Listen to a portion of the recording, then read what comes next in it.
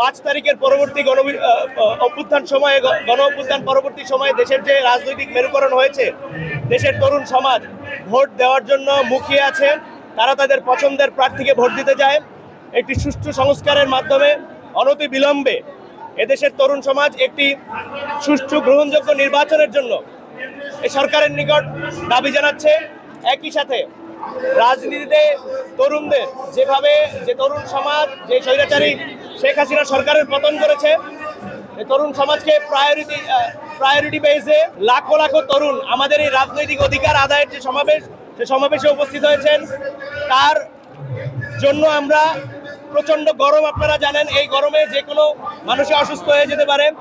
দ্রুত সময়ের মধ্যে আমরা আমাদের দেশনায়ক জনাব তারেক রহমানের নির্দেশে এবং বাংলাদেশ জাতীয়তাবাদী ছাত্রদল কেন্দ্রীয় সংসদের সভাপতি রাকিবুল ইসলাম রাকিব এবং সাধারণ সম্পাদক নাসিরউদ্দিন নাসিরের নির্দেশক্রমে আমাদের বেসরকারি মেডিকেল ও ডেন্টাল কলেজ ছাত্রদল থেকে একটি ফ্রি চিকিৎসা ক্যাম্প উদ্বোধন করেছি, যাতে করে প্রচণ্ড গরমে কেউ যদি অসুস্থ হয়ে যান তার প্রাথমিক চিকিৎসা সহ বিভিন্ন রোগীকে আমরা এখানে চিকিৎসা সহায়তা প্রদান করছি।